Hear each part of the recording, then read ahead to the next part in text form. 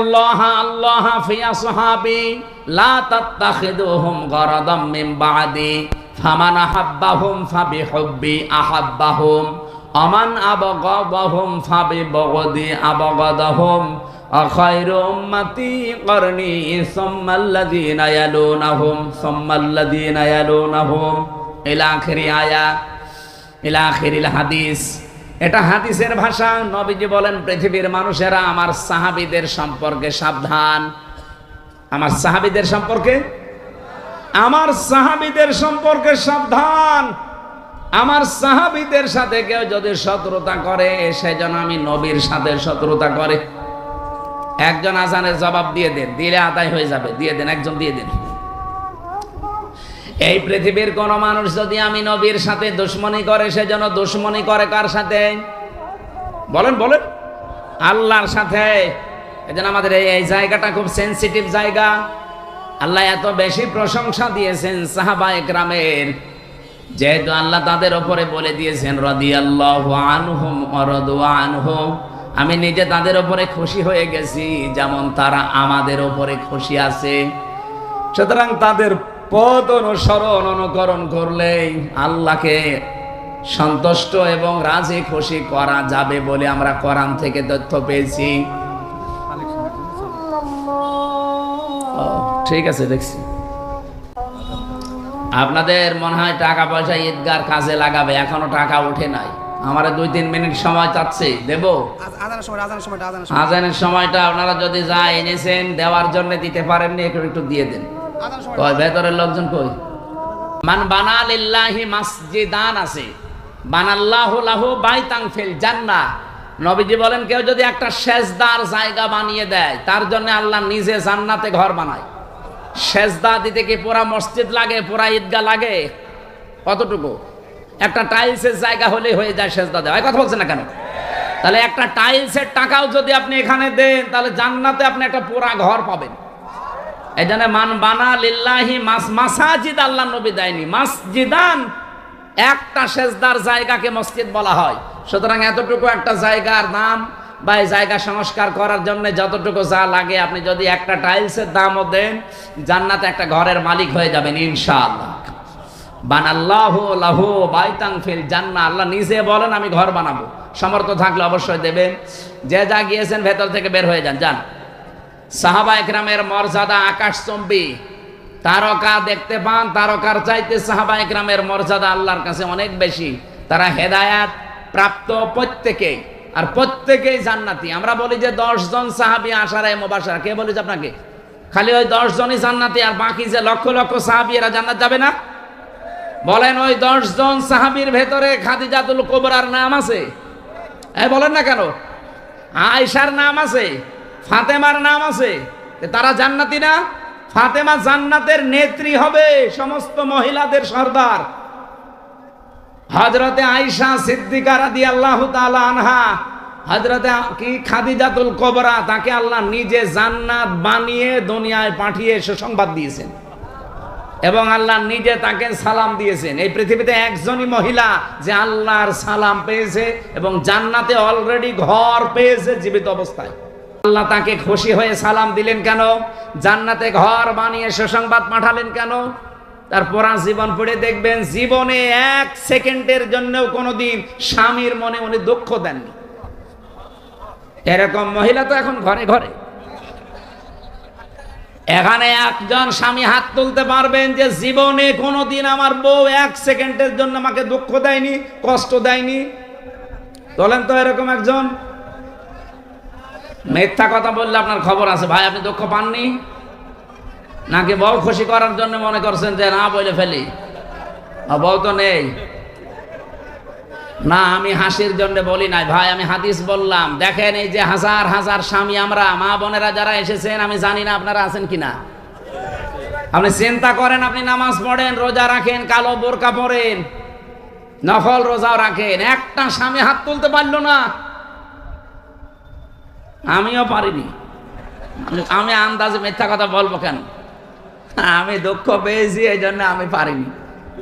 এখানে আমার একটা স্বামীও পেলাম না। মা বোনেরা, জান্নাত যাওয়া কিন্তু কঠিন হয়ে যাবে। আর এখন যদি ওরা বলে হুজুর ওয়াজটা একটু উল্টিয়ে করেন তো, যে একটা স্বামী একটু হাত তুলুক তো, জীবনে স্ত্রীর মনে দুঃখ দেয়নি। না বাবা শাহজালাল, এখানে হবে না হালাল। না, আমাদের চরিত্র আমরা কন্ট্রোল করব। স্ত্রীর গায়ে যারা হাত তোলে এর মতো ইতড় মানুষ দুনিয়ায় নেই। হাত না তুলে, হাত তোলা একেবারে হারাম কাজ না, আপনি তুলতে পারবেন যদি ফরজ নামাজ না পড়ে, দরকার হয় হাত তুলবেন, কিন্তু 4 জায়গায় কিন্তু মারা যাবে না। মুখে, বুকে, পিঠে, মুখে, মাথায়, মুখে, বুকে আর পিঠে, এই 4 জায়গায় স্ত্রী লোকের হাত দেওয়া জায়েজ নেই। যদি এই 4 জায়গা বাদ দিয়ে কোনো জায়গায় মারতে চান আপনি মারবেন। খালি নামাজ না পড়লে, রোজা না রাখলে, ফরজ রোজা, জায়েজ যে পর্দাটা আছে এই পর্দাটা যদি না করে, আর 4 নম্বরে যদি স্বামীর জায়েজ কথা না শোনে। কথা বোঝা গেছে? মা বোন যারা এসেছেন, আপনার জান্নাত পাওয়া অতি সহজ। স্বামী যখন বাইরে থেকে আসবে কর্মজীবন শেষ করে, দুনিয়ায় যত কাজ আপনার হাতে থাক সব বাদ। এখন তারে সময় দেওয়া, তার কথা মতো চলা, এখন তাকে খুশি করা পৃথিবীর সবচাইতে বড় ইবাদত। শুধু যদি ফরজ নামাজটা আর ফরজ রোজা নাও। কোন স্বামী যদি পছন্দ করে যে আমার বউ হাতা কাটা ব্লাউজ গায়ে দিলে আমার ভালো লাগে, আপনি তাই দেবেন। কি কথা বলছেন না কেন? ওরা গায়ে দেয় কিন্তু স্বামীর জন্য না, ওই মার্কেটে যাওয়ার সময়। যে মহিলা এরকম উল্টাপাল্টা পোশাক পরে রাস্তাঘাটে আসে, কি স্বামীকে খুশি করার জন্য না পাবলিক? আপনি একটা দাজ্জুস, আর দাজ্জুসের জন্য জান্নাত হারাম। নামাজ পড়ে, রোজা রেখে আর কালো বোরকা পরে কি করবেন? আমরা খাদিজাতুল কুবরার মতো মহিলা চাই। কথা বলেন না কেন? বলতে ঠিক। তো মুহাম্মদ রাসূলুল্লাহর মতো পুরুষ হওয়া লাগবে না? তো যৌতুক নেওয়ার উস্তাদ, আবার খাদিজার মতো বউ চাই। আমাদেরকে হওয়া লাগবে চরিত্রবান মুহাম্মাদুর রাসূলুল্লাহর মতো, খাদিজাতুল কুবরার মতো স্ত্রী আমাদেরকে আল্লাহ মিলিয়ে দেবেন। বলেন আমিন। আমার ভাইরা, সাহাবা একরামের যেহেতু অনেক অনেক মর্যাদা, আমি সবগুলো না বলতে পারলেও একটু সিস্টেমে বলছি। সাহাবা একরাম যেহেতু কবুল হয়ে গেছে আল্লাহর দরবারে, ওয়াসাবিকুনাল আউয়ালুনা মিনাল মুহাজিরিনা ওয়াল আনসার, এই পৃথিবীতে যারা উপরে গেছে আগে অগ্রভাগ, এবং তাদেরকে যারা অনুসরণ করেছে মুহাজির এবং আনসারদের ভেতরে আল্লাহ পাক বলেন এই মানুষগুলো অগ্রগামী। আল্লাযীনা তাবাউহুম বিইহসান, আর এদেরকে যারা অনুসরণ করবে তাদের উপরে আমি আল্লাহর ইহসান, তার মানে আমার বানানো জান্নাত তাদের জন্য। বলেন সুবহানাল্লাহ। সাহাবা একরামকে আল্লাহর দরবারে কবুল হওয়ার পেছনে আমি এই কয়টা কারণ পুরা কোরআন থেকে হাদিস থেকে পেয়েছি। 1 নম্বরে তাদের কয়েকটা গুণ আমাদের ভেতরে থাকা দরকার। 1 নম্বরে পেয়েছি আল্লাহর জন্য তাদের অন্তর নিবেদিত ছিল সব সময়।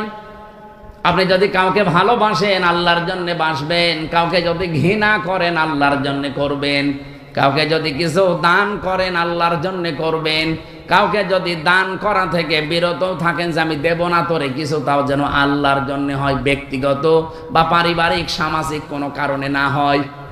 কথা বোঝা গেছে? আল্লাহ রাব্বুল আলামিন বলেন যে মানুষটার মন মানসিকতা আল্লাহর জন্য নিবেদিত থাকবে সব সময়, এটা সাহাবীদের ভেতরে ছিল। দুনিয়া একদিকে আর আমার আল্লাহর বিধান একদিকে, এই জন্য তারা আল্লাহর দরবারে খুব তাড়াতাড়ি মঞ্জুর হয়েছিলেন। 2 নম্বরে তাদের মুখে যা ছিল ওইটা তাদের মনে ছিল। মুখে বললে ওইটা মন থেকে বলতেন, লোক দেখানোর জন্য বলতেন না। 3 নম্বরে বেশি তারা নিজের উপরে অন্যকে প্রাধান্য দিতেন, যদিও নিজের অনেক কিছুর দরকার আছে, প্রয়োজন আছে, এরপরও তারা অন্যকে অগ্রাধিকার দিতেন। এই একটাই মাত্র কারণ, পুরাটা 7টার ভেতরে এইটা। নিজের প্রয়োজন থাকার পরেও অন্য ভাইয়ের প্রয়োজনকে সামনে দেওয়া, অগ্রাধিকার দেওয়া। আল্লাহ পাক এত বেশি খুশি হতেন তাদের উপরে এই কারণে যে রাদিয়াল্লাহু আনহুম ওয়া রাদু আনহু, এই আয়াত তাদের জন্য আল্লাহ নাযিল করে দিয়েছেন। আল্লাহ এতটুকু বলে যদি আয়াতটা শেষ করে দিতেন, এই আয়াতটা আমি পড়তাম না। এর পরবর্তী কিছু সুসংবাদও দিয়েছেন, ওয়া আ'আদ্দা লাহুম জান্নাত, আল্লাহ তাআলা বলেন আমি প্রস্তুত করে অলরেডি রেখে দিয়েছি এমন একটা বাগান, তাজরি মিন তাহতিহাল আনহার। না ভুল হয়েছে, তাজরি তাহতাহাল আনহার, মিন নেই এখানে। মিন যদি থাকতো তাহলে তাহাতি হতো, যেহেতু মিন নেই এই জন্য কোরআনে একটা জায়গায় শুধু তাজরি তাহাতাহাল আনহার, এমন একটা নদী আর নহর প্রবাহমান বাগান বানিয়েছি। খালিদিনা ফিহা আবাদা, চিরকাল আমি আল্লাহ তাদেরকে ওই জায়গায় থাকতে দেব। যালিকাল ফাউজুল আযীম, এটা জীবনের মহা সফলতা। বলেন সুবহানাল্লাহ। এই আয়াতটার ভেতরে আমি কয়েকটা তথ্য পেয়েছি। সূরা হাশরের 9 নম্বর আয়াতের ব্যাখ্যা পেয়েছি। ওয়ায়ুসিরুনা আলা আনফুসিহিম ওয়ালাউ কানা বিহিম খাসাসা, আল্লাহ পাক বলেন ওদের নিজেদের প্রয়োজন আছে, এরপরও তারা অন্যকে অগ্রাধিকার দিয়েছে। হযরতে আনাস রাদিয়াল্লাহু তাআলা আনহু বলেন, নবীজি মসজিদে নববীতে 2-2-3-3 পরপর 3 দিন মেহমান এসেছে তার কাছে। একবারে মেহমান আসার পরে রাতের বেলা আসার পর বিশ্বনবী ডাক দিয়ে বললেন, আজকে এই মেহমানটা নিয়ে যাওয়ার মতো আমার ক্যাপাসিটি নেই, তোমাদের যদি কারো থাকে ক্যাপাসিটি তাহলে বলো, একটু নিয়ে যাও। হযরতে আনাস বললেন, নবী আমার কাছে দেন। নিয়ে গেলেন বাড়িতে, স্ত্রীকে বলে নবীর মেহমান, যা পারো খেতে দাও। স্ত্রী ঘরের ভেতরে ডাক দিয়ে বলছেন, দেখেন যা খাবার আছে, 2টা ছেলে মেয়ের শুধু হবে, আমরাই না খেয়ে থাকবো মনে করছিলাম, আপনি এরপরে আবার মেহমান নিয়ে এসেছেন। ঠিক আছে, নিয়েই যখন এসেছেন আর রাসূলুল্লাহর মেহমান, আপনি এক কাজ করেন, আপনি একটু মেহমানকে নিয়ে গল্প করেন, কথাবার্তারা বলতে থাকেন, আমি এই ফাঁকে 2টা বাচ্চাকে ঘুম পাড়িয়ে দেই। ঘুম পাড়িয়ে দিয়ে নিজের মেহমানকে সাথে নিয়ে আপনাকে আমি যখন বাচ্চাদের খাবারটা দিয়ে দেব, এরপরে আমি নিজের থেকেই বাতি লিভিয়ে দেব। আপনি অন্ধকারের ভেতরে শুধু মুখ নাড়াতে থাকবেন আর মেহমানকে খাবারটা দিতে থাকবেন আর বলবেন, এই তো আলো নিয়ে আসো, আলো নিয়ে আসো। কয়েকবার বলতে বলতে যখন খাবার শেষ হয়ে যাবে, আপনি শুধু মুখ নাড়াতে থাকবেন আর হাত নাড়াবেন, অন্ধকারের ভেতরে যেন সে মেহমান বুঝতে পারে যে না, আপনিও খাবার চালাচ্ছেন। শেষ হয়ে গেল খাবারটা এভাবে। সকালবেলা মসজিদে নববীতে হযরতে আনাস বলেন, আমি নামাজে গেছি, নবীজি আমাকে ডাক দিয়ে বললেন, মেহমানের সাথে কি ব্যবহার করলে, কেন? আল্লাহর আরশ পর্যন্ত খুশি হয়ে গেছে, তোমাদের নামে সূরা হাশরের 9 নম্বর আয়াত নাযিল হয়ে গেছে। নিজেদের প্রয়োজন থাকার পরও যারা অন্যের অগ্রাধিকার দেয়, অন্যকে গুরুত্ব দেয়, তাদের জীবনটা সাহাবীদের মতো আল্লাহ কবুল করে নেয়। আজ বাংলাদেশে এটা খুব বেশি দরকার। এই কথা বলছেন না কেন? এটা আজকে দল মত জাতি বর্ণ ধর্ম নির্বিশেষে খুব বেশি দরকার। যদি সাহাবীদের মতো কবুল হতে চান, গ্রহণযোগ্য হতে চান, নিজের প্রয়োজন থাকার পরও অন্যেরটা অগ্রাধিকার দেবেন। এটা আমাদের অনেকের মন আছে, কিন্তু আমরা পেরিয়ে উঠি না বড় কারণে। আমার বোনের জন্য, আমার ভাইয়ের জন্য, আমার চাচার জন্য, আমার ফুফুর জন্য আমার মন আছে, আমি কিছু করব, আমার অগ্রাধিকার দেওয়া দরকার তাদের গুরুত্বের, তাদের পরিবারের, তাদের অসচ্ছলতার। কিন্তু অনেক পরিবারে আছে বউ শুধু টান দিয়ে ধরে, না অত দরকার কি? এরকম বউ দেশে নেই? কার বউ এরকম আছে মন ছোট? হাত তোলেন তো। না, এলাকায় ওসব নেই। এরপরে সাহাবায়ে কেরাম কবুল হওয়ার পেছনে কারণ পেয়েছি 4 নাম্বার, তারা লোক দেখানো কোনো কাজ করতেন না। আল্লাহ পাক বলেন, আল্লাযীনা হুম ইউরাউনা ওয়া ইয়ামনাউনাল মাউন। আমরা যা করি, যতটুকু ছোট হোক আর বড় হোক, যেন আল্লাহর জন্য হয়। 5 নম্বরে পেয়েছি তারা কাফেরদের প্রতি বড় কঠোর ছিলেন। এটা সূরা ফাতিহার 29 নম্বর আয়াতে তথ্যটা পাবেন। মুহাম্মাদুর রাসূলুল্লাহ আল্লাযীনা মাআহু আশিদ্দাউ আলাল কুফফার। সাহাবায়ে কেরাম আল্লাহর দরবারে কবুল হয়েছিলেন, তার 5 নম্বরে কারণ ছিল তারা কাফেরদের প্রতি বড় কঠোর এবং ভয়ঙ্কর ছিলেন। আজ যারা কোরআনের বিরুদ্ধে 13 জায়গায় হাত দিয়ে কোরআন পাল্টাতে চায়, এরাও কাফের। বাংলাদেশে দলমত দেখা যাবে না, এই জায়গায় নবীর উম্মত এবং সাহাবীদের অনুসরণ করার ক্ষেত্রে কঠোর হওয়া লাগবে। আমরা কঠোর হতে রাজি আছি না? সামনে সব দলমত নির্বিশেষে কঠোর হয়ে যাবেন। এই আইন পাশ করা দূরের কথা, ওরা যেন ভয়ে কাঁপতে থাকে। আমরা তো আল্লাহর দরবারে সাহাবীদের মতো কবুল হতে চাই। আল্লাহ আমাদের তৌফিক দিন, আমিন। আরো জোরে বলেন। দুনিয়ায় সেই কয়দিন বেঁচে আছেন, আমি কালকে নাটোরে লালপুর না বাগাতে পড়াইছিলাম, ওখানে এই পয়েন্টটা বলেছিলাম, কেউ যদি জুলুম করে সামনে মনে করেন যে আমি অমুক জায়গায় পৌঁছাবো, জীবনও পারবেন না। সাদ্দাত যেমন পারে নাই, জুলুম করে জান্নাত বানিয়েছিল, জান্নাত ভোগ করতে পারে নাই, দেখতেও পারে নাই, এমনকি চৌকাঠে পা দেওয়ার আগেই তার মরণ হয়েছে। হাসিনাও জুলুম করে করে টার্গেটে পৌঁছাতে চেয়েছিল 41 সাল, 41 সাল দিতে দেয়নি, 24 সালে শেষ। এই জন্য আগামীতে যারা চেয়ারে বসবেন, যদি জুলুমের মাধ্যমে বা জুলুম করেন কারো সাথে, আল্লাহর কসম, ইত্তাকি দাওয়াতাল মাজলুম ফাইন্নাহা লাইসা বাইনাহু ওয়া বাইনাল্লাহি হিজাব। মজলুমের বরদোয়া থেকে বেঁচে থাকবা, কারণ মজলুমের বরদোয়া আর আল্লাহর মাঝে কোনো হেজাব পর্দা থাকে না। এজন্য আগামীতে আমি সতর্ক করছি, যারা আসবেন যেন জুলুম করবেন না। জুলুম করে যদি জনগণকে দাবিয়ে রেখে মনে করেন আমি অমুক টার্গেটে পৌঁছাবো একেবারে 41 সাল, আপনার 5 বছর পরে দেখবেন বাড়ি ঘর শ্মশান হয়ে গেছে। কি শ্মশান হয়েছে এটা দেখানো লাগবে? 32 নম্বরের দিকে তাকান, 33 হয়ে গেছে। ফেব্রুয়ারির 5 তারিখে আযাবুল বুলডোজার নাজিল হয়ে সব শেষ। আগামীতে যারাই আসতেছেন, কে আসবেন আমরা জানি না, আর আমার দেখারও দরকার নেই। যারা আসবেন আসেন, জুলুম করবেন না। সাহাবা একরামের যে 5টা গুণ অলরেডি বলেছি, এগুলো আমি সহ প্রত্যেকের জীবনে যেন আল্লাহ অনুসরণ করার তৌফিক দেন, আমিন। আমাদের আদি পিতা হযরত আদম আলাইহিস সালাম, আপনারা জানেন এই পৃথিবীতে 350 বছর পর্যন্ত তিনি কেঁদেছিলেন, তো মাপ পাননি। তিনি যখন 350 বছর পরে বললেন, আল্লাহ মুহাম্মদুর রাসূলুল্লাহর ওসিলায় আমাকে মাফ করে দাও, আল্লাহ মাফ করে দিয়েছিলেন। কিন্তু প্রশ্ন করেছিলেন যে এই নাম তুমি জানলে কি করে, কোথায় পেয়েছো এই নাম?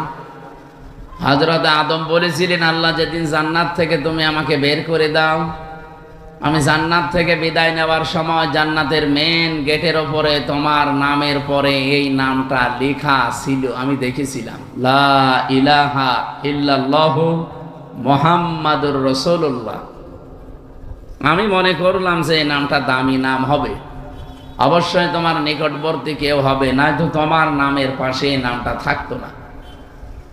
আল্লাহ ওই দিন তার মর্যাদা জানিয়েছিলেন যে এটা তোমারই সন্তান হবে, এটা পৃথিবীর শ্রেষ্ঠ মানুষদের একজন। বাদ জাকুম মিনাল্লাহি নূরু ওয়া কিতাবুম মুবিন, এই আয়াত দিয়ে অনেক মানুষ দলিল দিতে যায় নবীজি নূরের তৈরি ছিল এই দিকে। এখান থেকে কয়েকটা শিক্ষা আমরা বের করতে পারি। বলেন তো, আল্লাহ জিজ্ঞাসা করার জবাব দিলেন কি, যে এই লোকটার ওসিলা দিয়ে যে তুমি মাপ চাইলে, এই লোকটাকে তুমি এখনো জানো না, লোকটা তোমার সন্তান, এ দুনিয়াতে তোমার পরে যাবে। কি বুঝলেন এখান থেকে? আদম আলাইহিস সালাম অনেকে জিন ছিলেন না ফেরেশতা ছিলেন? মানুষ। বলেন না কেন? আরো জোরে বলেন। আর মানুষ আল্লাহকে দিয়ে বানিয়েছে, এটা আমরা সবাই জানি।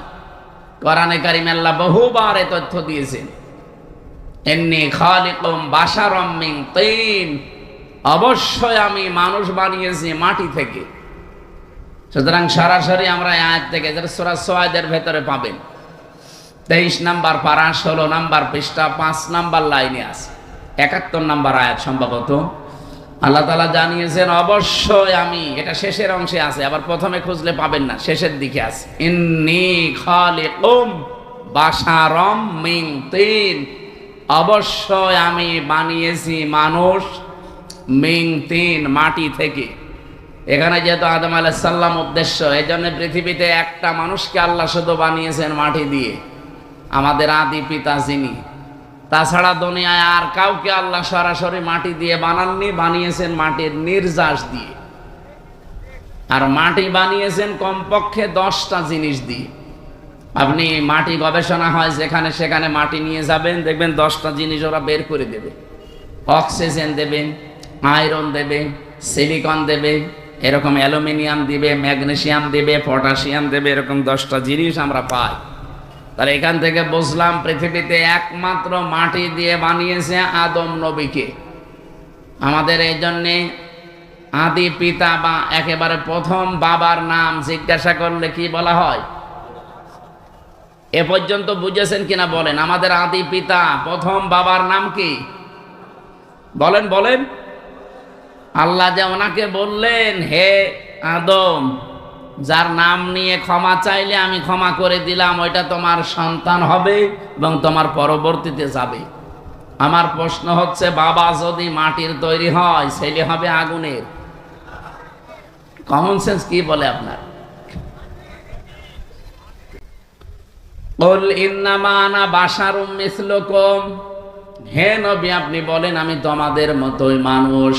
ইউহা ইলাইয়া, পার্থক্য এতটুকু, আমার প্রতি ওহী আসে, তোমাদের প্রতি আসে না, এতটুকু আছে। কিন্তু আমার বাবা যেহেতু আদম, বাবা যদি মাটির হয়, ছেলে কোনোদিন আগুনের হয় না, তাহলে তো সিস্টেম পাল্টিয়ে যায়। প্রথম এই কথা থেকে এই তথ্য নেওয়ার পরেও কিছু মানুষ, আমি যে আয়াত পড়লাম, কদ জাকুম মিনাল্লাহি নূরুন ওয়া কিতাবুম মুবিন, আয়াত দিয়ে দলিল দিতে যায়। বিশেষ করে এটা চট্টগ্রাম বিভাগে, সিলেট বিভাগে, এগুলো তারা যারা গরম সুন্নি, ঠান্ডা সুন্নি, এরা এই আয়াতটা নিয়ে আসতে চায়। আপনি যদি একটু কোরআন শরীফ বুঝে পড়েন, চিন্তা ভাবনা নিয়ে পড়েন, তাহলে এই প্রশ্নের উত্তর কিন্তু এই আয়াতে আছে। আল্লাহ বলেন, অবশ্যই আমার পক্ষ থেকে তোমাদের কাছে এসেছে একটা নূর, স্পষ্ট কিতাব। আল্লাহ শব্দ দিলেন দুইটা, অর্থ দিলেন একটা। অবশ্যই আমার পক্ষ থেকে তোমাদের কাছে একটা কিতাব এসেছে স্পষ্ট। এটা নূর নাম দিলেন, নূর দেওয়ার পরে তিনি ব্যাখ্যা করলেন যে নূরটা হচ্ছে স্পষ্ট। এখন আমরা এখানে তাফসীর করতে গিয়ে অনেকেই হয়তো ভুল করি, অথবা জেনে শুনে কোনো দিকে ডাইভার্ট হয়ে যায়। নিজেদের বিভিন্ন জিনিসকে এর উপরে চাপিয়ে দেওয়ার জন্য বলা হয় যে এখানে নূর মানে মুহাম্মাদুর রাসূলুল্লাহ, আর কিতাবুম মুবিন মানে কোরআন শরীফ। না, এই জিনিস দুইটাই এক, তার প্রমাণ পরের আয়াতে আল্লাহ নিজে দিয়েছেন। এটা সূরা মায়েদার 15 নম্বর আয়াত। এর পরের আয়াতে দেখেন, দুইটা জিনিস এসে এক, তার প্রমাণ আল্লাহ দিচ্ছে। এদিকে তাকান, আল্লাহ পাক বলেন, ইয়াহদি বিহিল্লাহ, এইটার দ্বারাই আমি হেদায়েত করি, পথ দেখাই। যেহেতু আল্লাহ এখানে ইয়াহদি বিহি, এই শব্দটা আল্লাহ বহু বচন দেননি, দ্বিবচন দেননি, এক বচন দিয়েছেন। মুফাসসিরিন ইকরাম, আমি যত তাফসীর পড়েছি, সব মুফাসসির এই বিহি দিয়ে ওই আগের দুইটা নাম একটা জিনিস, এইটাই বুঝিয়েছেন। আল্লাহ বলেন, আমার পক্ষ থেকে অবশ্যই তোমাদের কাছে নূর যাবে, স্পষ্ট কিতাব যাবে। তাহলে নূরও যা, স্পষ্ট কিতাবও তা, তার নাম কোরআন শরীফ। তার নাম কি? বলেন বলেন।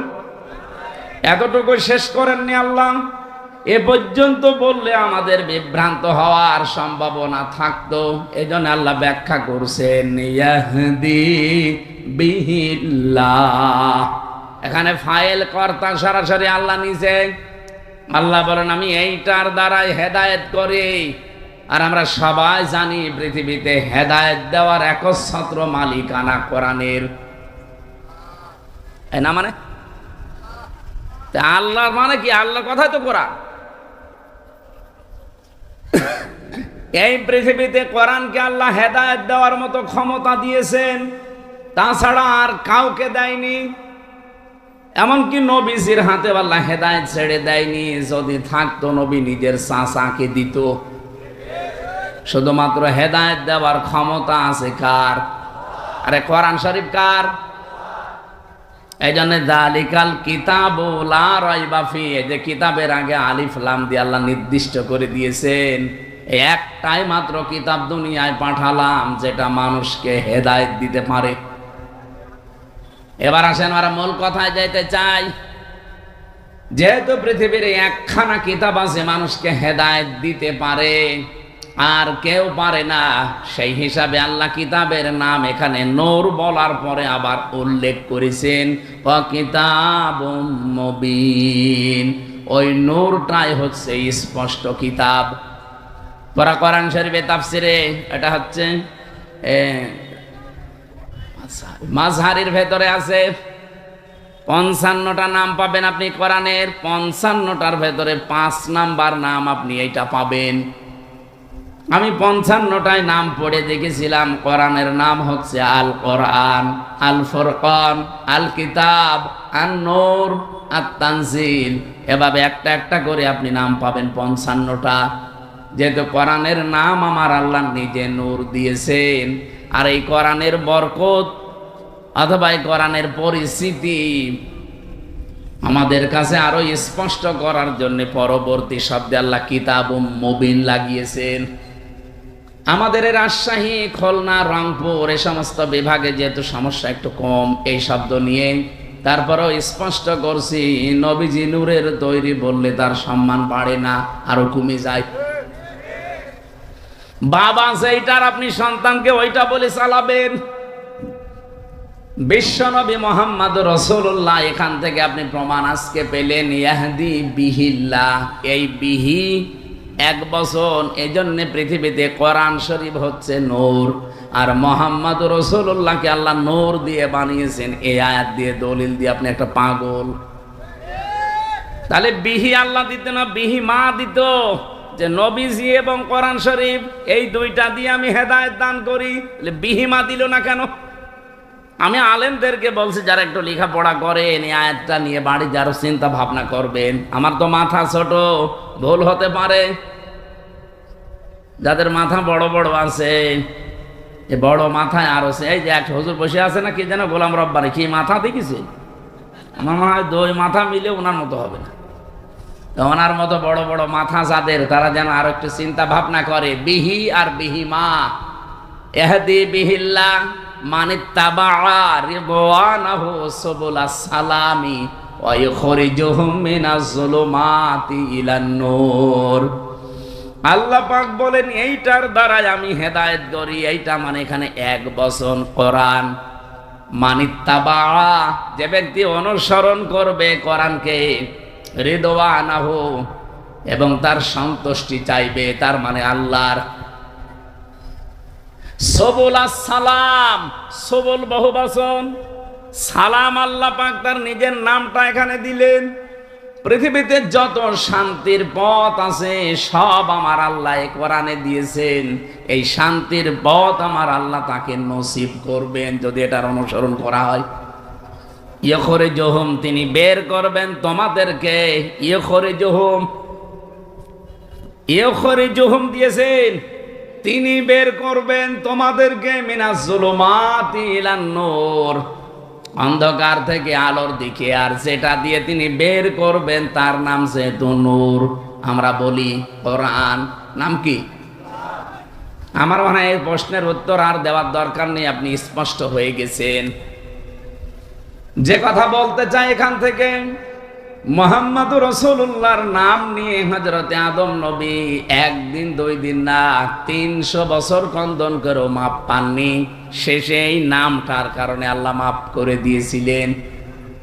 এই জন্যে সম্মান মর্যাদা দুনিয়াতে আল্লাহ যত বেশি এই পৃথিবীতে দিয়েছেন, একেবারে সে আরশের মেন দরজা থেকে শুরু করে জান্নাতের মেন গেট থেকে শুরু করে তামাম পৃথিবীতে যেখানে আল্লাহর নাম সেখানে রসুলের নাম।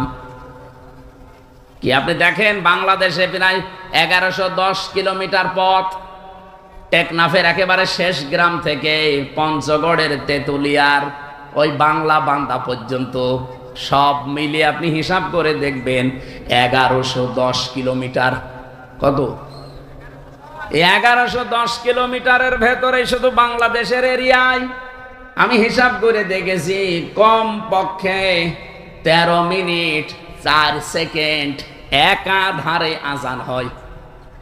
টেকনাফের একেবারে শেষ গ্রাম থেকে যখন আজান আরম্ভ হয়, এরপরে হয়তো আসবে উখিয়া, এরপরে চট্টগ্রাম, এরপরে বান্দরবন, এভাবে একটা একটা করে আপনি আস্তে আস্তে দেখবেন টেকনাফ থেকে একেবারে তেতুলিয়ার বাংলা বান্দা পর্যন্ত 0 পয়েন্ট, ওরা একাধারে 13 মিনিট 4 সেকেন্ড আজান হতে আছে, 1 সেকেন্ডও বাদ নেই। যেখানে আল্লাহর নাম উচ্চারণ হবে আশহাদু আল্লা ইলাহা ইল্লাল্লাহ, মুয়াজ্জিন সঙ্গে সঙ্গে বলবে আশহাদু আন্না মুহাম্মাদুর রাসূলুল্লাহ, বলবে না? আল্লাহ বলেন রাফা'না লাকা যিকরাক, আমার নাম যেখানে আমি আপনার নাম ওই জায়গায় উপরে তুলে দিয়েছি। আমার নামকে ডাকার পরে অনায়াসেই মানুষ দেখবেন আপনার নামটা উচ্চারণ করবে। এই জন্যে সম্মান, মর্যাদা, উচ্চতা এটা আমার জন্যে, আমার রাসূলের জন্য, আর যারা ঈমান এনেছে তাদের জন্যে। সুতরাং সম্মান মর্যাদা যাদের কামনা করেছি, আল্লাহ যেন উভয় জগতে তাদের ঈমানের উপরে টিকে থাকার তৌফিক দেন, বলেন আমিন। অনেক মানুষ হয়তো টিকে থাকে, মরণের সময় এলোমেলো হয়ে যায়। কি এলোমেলো হয়ে যায় না? আজরাইলকে দেখার পরে হয়তো পাল্টিয়ে যায় না। আমরা চাই এই গুরুত্বপূর্ণ সময়েও তাদের ঈমান যেন টিকে থাকে, বলেন আমিন। দল, মত, জাতি, বর্ণ, ধর্ম নির্বিশেষে আজকের এই অনুষ্ঠান, এটা কি শুধু মুসলমানদের না? হাদা বায়ানুল লিন্নাস হুদাল লিন্নাস, মানুষ পদবাচ্চা আমরা যারা বিবেচিত সবার জন্য আল্লাহ আজকের এই অনুষ্ঠানটা কবুল করেছেন। কারণ আমরা মানুষ, কোরআন শরীফ যেহেতু সবার জন্য, যারা মানুষ তাদের জন্য। শুধু মুসলমান যারা দাবি করে কোরআন কি শুধু তাদের? অন্যান্য ধর্মে যারা আছে তারা হয়তো তাদের ধর্মীয় গ্রন্থ, পুরোহিত, ঠাকুর এবং তাদের ধর্মগুরু যারা, তারা ছাড়া কেউ পড়তে পারে না। কোরআন শরীফ আল্লাহ ওইভাবে দেয়নি। এই জন্যে বাংলাদেশে আজ 54 বছর এখনো পর্যন্ত কোনো দাঙ্গা হয়নি। কারণ কোরআন আমরা মনে করি এটা মুসলমানদের জন্য না, এটা সবার জন্য। আর বিশ্বের অন্যান্য দেশে, বিভিন্ন দেশে আমরা দেখি এখনো দাঙ্গা চলছে। অলরেডি ভারতে দাঙ্গা আরম্ভ হয়ে গেছে। কারণ ওদের যে ধর্মীয় গ্রন্থ, ওদের গুরু, ঠাকুর, পুরোহিত ছাড়া কেউ পড়তে পারে না। ওরা আমাদেরকে সবক দেয়, সারা বিশ্বের মোড়লদেরকে শোনায় যে আমাদের দেশে নাকি সাম্প্রদায়িক সম্প্রীতি নেই। এই পৃথিবীতে একটাই দেশ যেখানে রোজা আর পূজা পাশাপাশি হয়। এক কথা বলে না কেন? পৃথিবীর এই নিকৃষ্ট মানুষটা, নরেন্দ্র মোদী নামে এই পৃথিবীর নিকৃষ্ট মানুষটা, এবং আমার দেশে যিনি পালিয়েছেন ওইটাও, এগুলোর ভুল সিদ্ধান্ত নেওয়ার কারণে এদের বিবেকটা কাজে লাগে নাই। এই জন্য আল্লাহ তাদের উপরে ভুল বিষয়গুলো চাপিয়ে দিয়েছিলেন।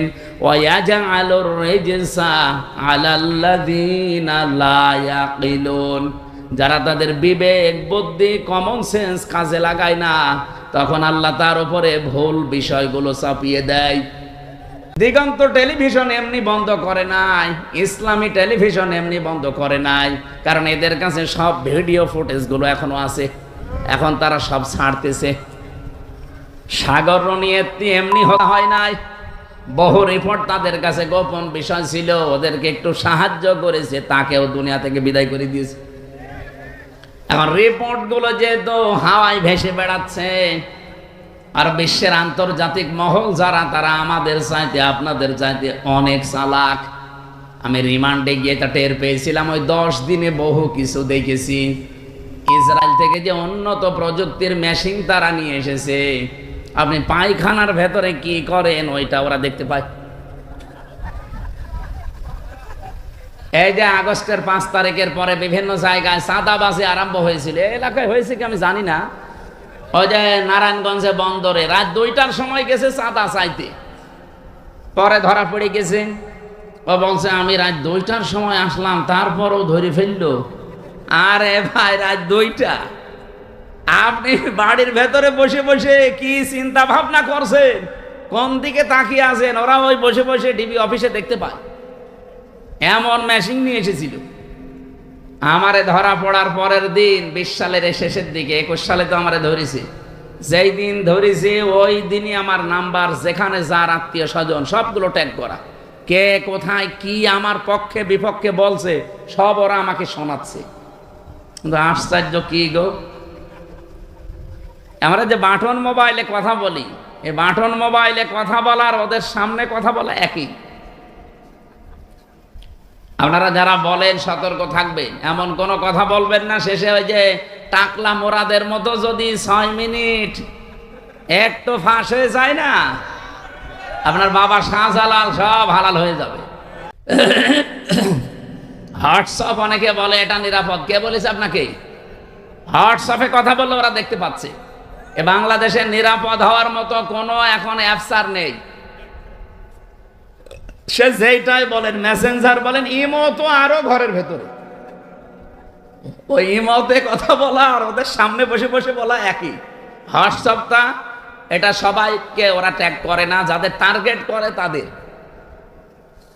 এই যে এই ভুল সিদ্ধান্ত নেওয়ার কারণে বিবেকটা কাজে লাগছে না, এই কারণে আজকে যে বিপর্যয় নেমে আসবে, এই দাঙ্গা তৈরি হওয়ার কারণে শুধু কি মুসলমান মরবে, হিন্দু মরবে না? এক কথা বলেন না কেন?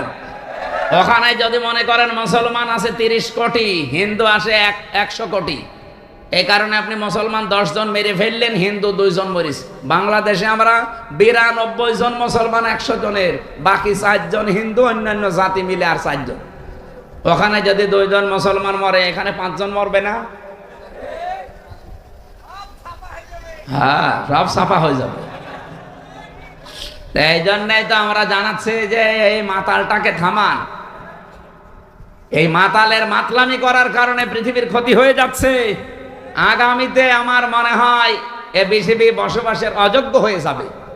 বসবাস যে করবেন সেরকম পরিস্থিতি আর পাবেন না। ওই চাচা এরশাদ মরার আগে যা বলেছিল ওইটা দেখতে পাবেন, যে ঘর থেকে বের হলে খুন আর ঘরে থাকলে গুম হয়ে যাবে। আল্লাহ আমাদের হেফাজত করুন, বলেন আমিন। এই শরীরটা আমার আল্লাহ নিজে বানিয়েছেন। সূরা নূরের ভেতরে আছে, সূরা কি মুমিনুনের ভেতরে আল্লাহ পয়েন্ট আকারে দিয়েছেন যে তোরে কি করে বানালাম আমি। সুম্মা খালাকনান নুতফাতান আলাকাতান ফাখালাকনাল আলাকাতা মুদগাতান ফাখালাকনাল মুদগাতা ইযামা ইলা আখিরি আয়াত। আল্লাহ একে সিরিয়াল আকারে দিয়েছেন, আমি নুতফা এর আকারে, এরপরে আমি এটা মুদগা, এরপরে আলাক, এরপরে রক্ত গোশত চর্বি চামড়া দিয়ে একটা ছাউনি দিয়ে বাচ্চার আকার দিয়ে ছেলে না মেয়ে হবে সে সিদ্ধান্ত দিয়ে মায়ের পেট থেকে আস্তে করে বের করে নিয়ে আসি। আল্লাহু আখরাজাকুম মিন বুতুনি উম্মাহাতিকুম লা তা'লামুনা শাইআ। এই আয়াতগুলো পর্যালোচনা করলে দেখা যায় পুরাটা দায়িত্ব আমার আল্লাহ পালন করেছে, বাকি শুধু সিস্টেমটা আমার আল্লাহ, যেহেতু মার বাবার কাছ থেকে শুধু সিস্টেমটা একটু। তাছাড়া আল্লাহ নিজেও আমাদেরকে বানিয়ে বানিয়ে আকাশ থেকে ফেলতে পারতো না? পারতো না? আমাদের আদি পিতাকে ফেলে নাই, কথা বলেন না কেন? আদি মাতাকে ফেলে নাই। তাদেরকে যদি আল্লাহ ফেলতে পারে, এমনকি বাবা ছাড়াও আল্লাহ বানাতে পারে হযরত ঈসাকে, প্রমাণ তো দুনিয়ায় আছে। সুতরাং যারা এই পয়েন্ট লিখেছেন আপনারা কিন্তু স্বাভাবিক নেই। আমার মনে হয় তারা মেয়াদ উত্তীর্ণ গাঁজা খায়। মেয়াদ আলা গাঁজা খেলে তো এত নিছেন, আমার কথা না। দেহ আমার, সিদ্ধান্ত আমার। আবার এক মহিলা লিখেছে ব্যানারে যে আমার চামড়া আমি দেব। ওরে শয়তান! এগুলো কি মানুষের কাতারে পড়ে? 3 নম্বরে পয়েন্টে ওরা লিখেছে যে যৌনকর্মী যারা, তাদেরকে শ্রমিকের মর্যাদা দেওয়া লাগবে। আমার এই পয়েন্টটা পড়ার পরে মনে হচ্ছিল, আল্লাহ যদি বাংলাদেশে কোনো ডাকাত বলে, আমাদেরকেও কিন্তু মর্যাদা দেওয়া লাগবে শ্রমিকের, কারণ আমাদেরও কষ্ট কম হয় না। ডাকাতি করা কত কঠিন! গাছ কেটে কাঁধে নিয়ে রাস্তায় ফেলে গাড়ি দাঁড় করিয়ে এত বড় ছুরি সামনে নিয়ে দাঁড়ানো লাগে। এখন বলছেন কেন? আমি তো নিজে দেখেছি, কয়বার ডাকাতের হাতে পড়লাম। একবার পড়েছিলাম সাতক্ষীরায়, বিশাল এক গাছ কেটে 8-9 জন কাঁধে করে রাস্তার মাঝে দিয়ে গাড়ি থেমে গেল, সবার পেছনে পেছনে বড় বড় ছুরি। আমি তো কাজ খুলে দেওয়ার পরে দেখি মুখ বের করে কয়েকজন মুখ বাঁধা। আমার টাকা পয়সা চা, আমি আগেই বের করে বলছি নেন। বলছে হুজুর আপনার টাকাও নেব, আল্লাহ মাফ করবে।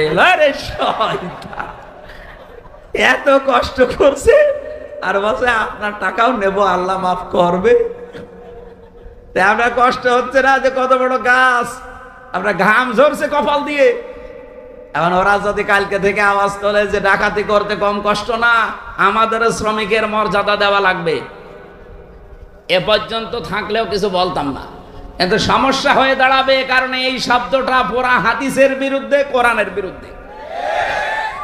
আপনি দেখেন সূরা কসসের ভেতরে আছে, মুসা আলাইহিস সালামকে যেদিন শুআয়ব আলাইহিস সালাম উনি শ্রমিক হিসাবে নিয়োগ দেবেন, ওনার মেয়েদের ওই যে কুয়া থেকে পানি তুলে দিয়েছিলেন, কুয়া থেকে ওই বিশাল কুয়া থেকে পানি তুলে নেওয়ার সময় ওনার ঘাম ঝরছিল।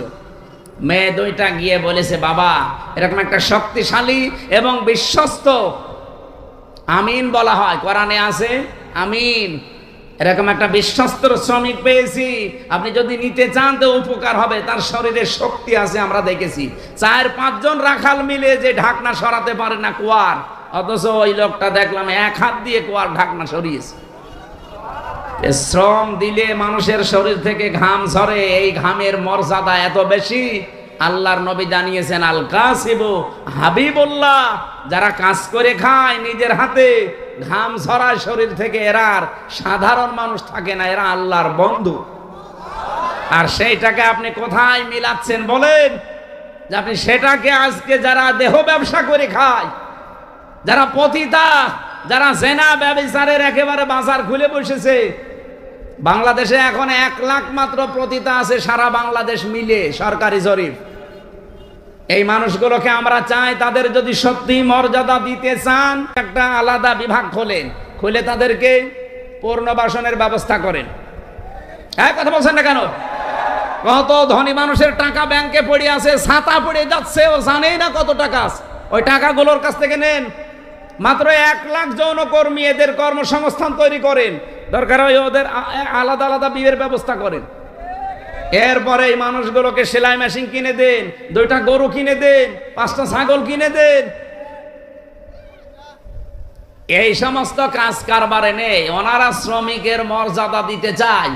যে কয়জন কমিশনে আছে সবগুলো তিলক পরা আর টিপ পরা, এগুলো সব ওই স্বৈরাচারের দোসর, ওই খুনি হাসিনার দোসর। এই 15.5 বছরে সব ওদের পক্ষে কথা বলতো, এখন হঠাৎ করে সুর পাল্টিয়েছে।